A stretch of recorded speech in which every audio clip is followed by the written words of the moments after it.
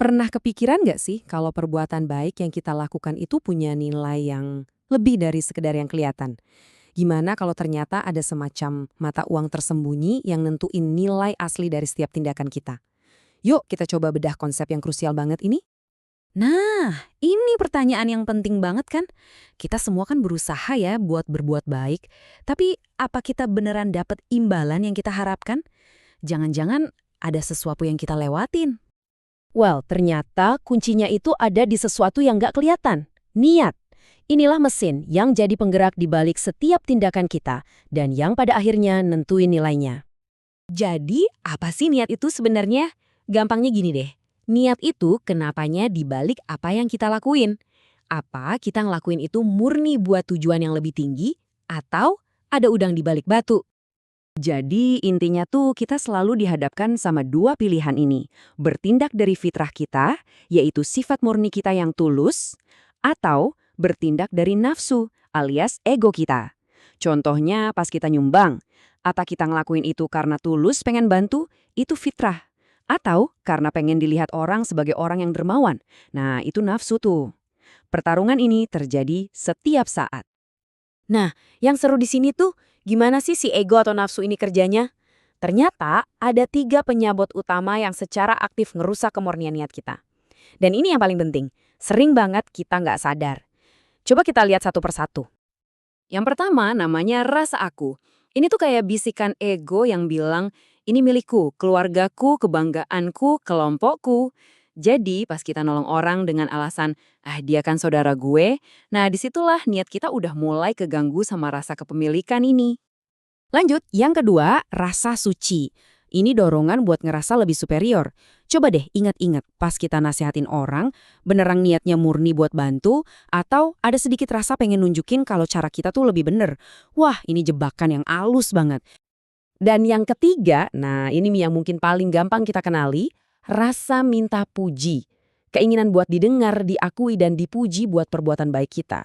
Kalau kita lebih peduli sama tepuk tangan daripada dampak dari perbuatan itu sendiri, ya niat kita udah nggak murni lagi.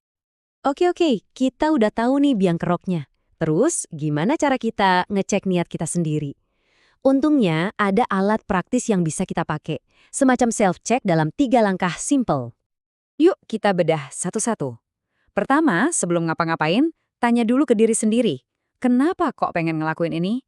Apakah dari fitrah atau dari bisikan ego? Kedua, pas lagi ngelakuinnya, perhatiin gimana cara kita melakukannya. Dan yang paling krusial, setelah beres, lihat reaksi kita. Nah, disinilah ujian sesungguhnya.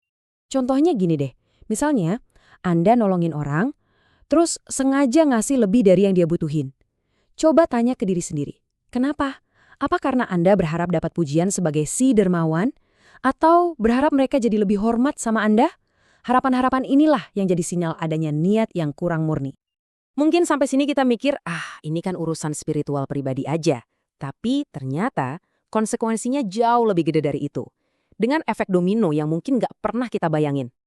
Nah, di bagian inilah pembahasannya jadi, wah, dalam banget. Perjuangan internal kita ini ternyata punya dampak yang luas banget, bahkan sampai ke alam setelah kehidupan. Coba deh bayangin skenario ini. Seumur hidup kita isi dengan pengabdian dan perbuatan baik. Tapi pas wafat, kita baru tahu kalau semuanya itu sia-sia karena niatnya salah. Bisa kebayang nggak sih tragedinya?